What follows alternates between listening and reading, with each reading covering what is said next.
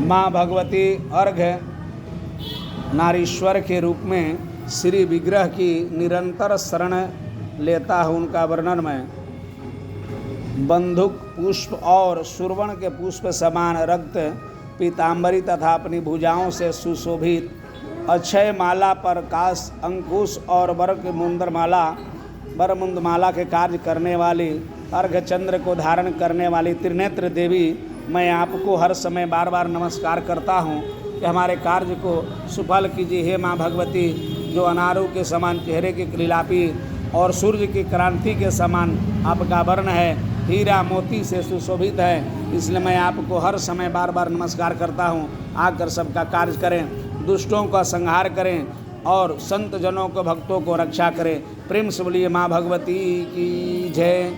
अब देखिए माँ भगवती के ऐसे कार्य को देख करके रक्त बीज को मारे जाने पर माँ भगवती क्रोध में आकर के अधित करती है और वहाँ पर शुभ निशुभ दोनों भाई भी अपने क्रोध में आकर के माँ भगवती को दुष्ट दंड देने के लिए तैयार करता है। बोलता है कि हे दुष्ट दुर्गे, तुम नहीं जानती हो कि हमारे जैसा बलवान कोई नहीं है।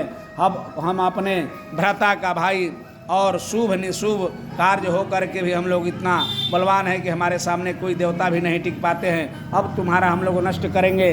तुम इतना महिषासुर को वध कर दी हो, शुभ को वध की हो, सब संसार में कार्य करने वाली सबका वध की हो। इस कार्य से हे देवी, मैं आज आपका वध करके अपना प्रवेश करूंगी, इसलिए तुम भी संसार का कल्याण कर नहीं पाओगी।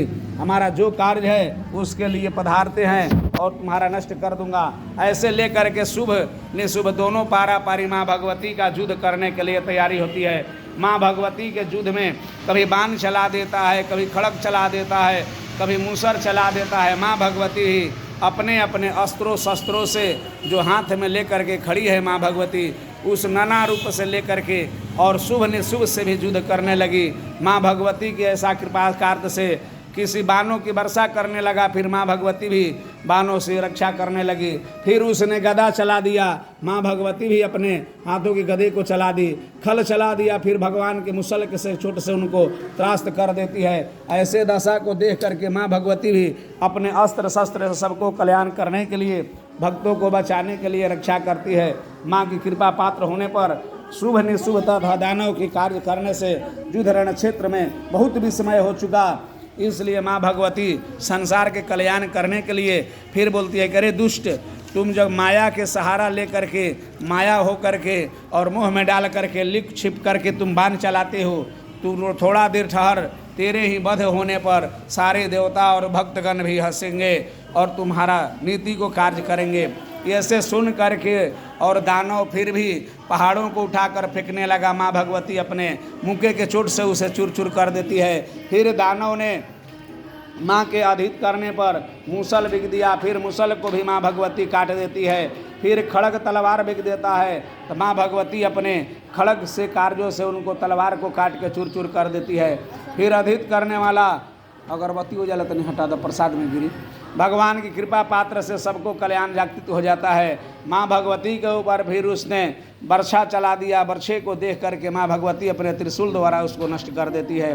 फिर बाण भुसुंडी चला दिया, नाग फांस चलाया, माँ भगवती भी अपने नागों की कार्य की। फिर अग्नि बाण चला दिया, अग्नि बरसने देख करके माँ भगवती जल की वर्षा करके सबको त्रास्त कार्य कर दी।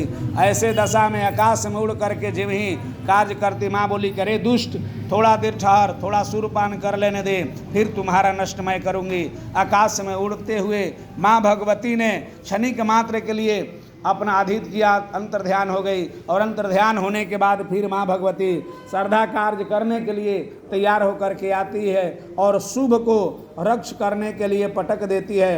रेख तबड़ाक देने के बाद उनके सीने पर लात रख करके उनके सीने में त्रिशूल को घोंप देती है।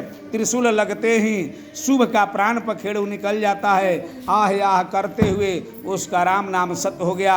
इस कार्य से देवी की कार्य पर सब लोग अधित किए, जयकार बोलने लगे। सब लोग देवी की जय हो, देवी की जय हो, ऐसे आकाशों से आवाज़ आने लगी। देवता लोग नगड़ा बजाते हुए, अप्सरा लोग नाचती है, फूलों की वर्षा होती है। प्रेम से बोलिए माँ भगवती की जय। माँ दुर्गा महारानी की जय, महाकाली की जय, माँ सरस्वती की जय, सर्वदेवी स्थान की जय।